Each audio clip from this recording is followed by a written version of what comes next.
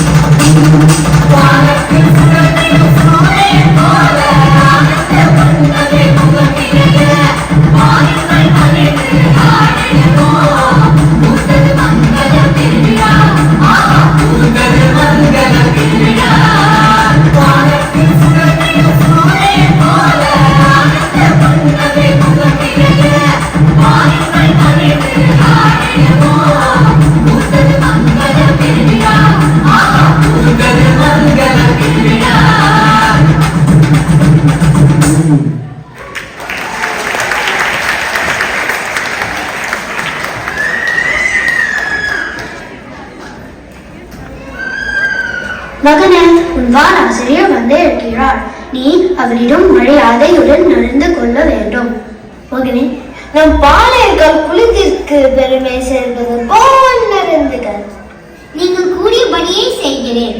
என்னை இருவரும் வாழ்த்துங்கள். கட்டபொம்மா, என்று நான் உனக்கு வாழ் பயிற்சியில் ஒரு சிறு தேர்வு வைக்கப் போகிறேன். அதை நீ வெற்றிகரமாக முடித்து விட்டால் நீ வாழ் பயிற்சியில் ஒரு வீரனாகி விடுவாய். ஆஹா, அருமை ஆசிரியரே! இந்த தேர்வுக்காக நான் ஆவலோடு காத்திருக்கிறேன்.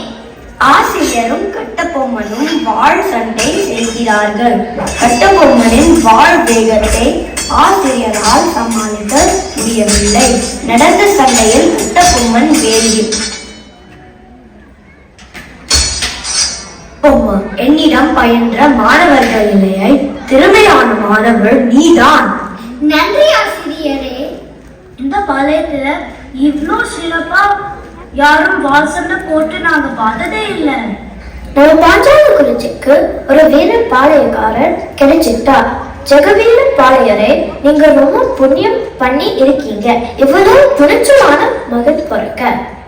மகனே, உன்னை இன்று பாஞ்சாலங்குறிச்சியின் உதவி பாளையக்காரராக நியமிக்கிறேன்.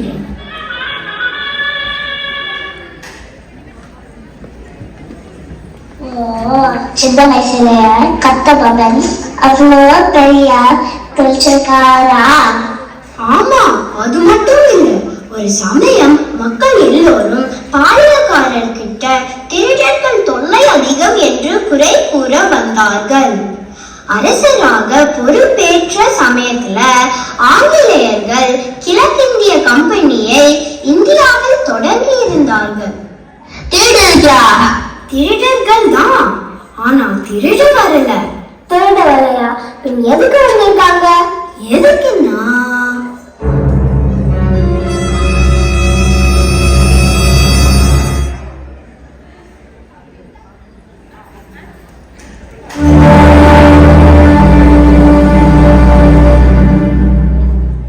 பாளையக்காரரை பார்க்க வேண்டும்.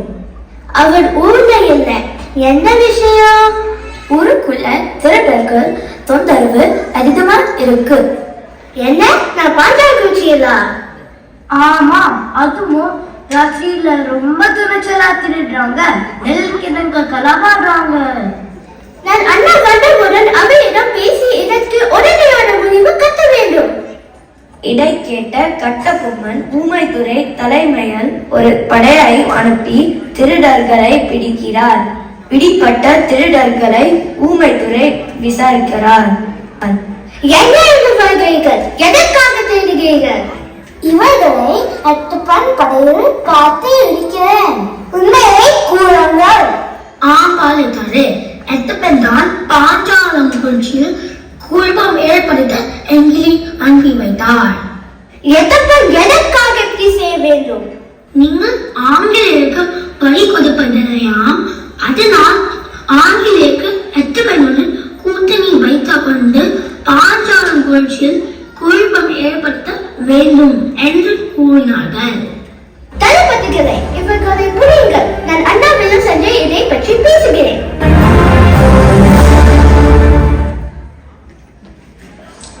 அட, கிழக்கு இந்தியா கம்பெனி இவ்வளோ குறைப்பு பண்ணிருக்க.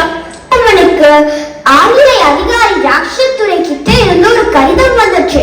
அந்த கடிதத்தில் அவனை சந்திக்கும் படி இருந்துச்சு. அதுக்கப்புறம் என்னாச்சு?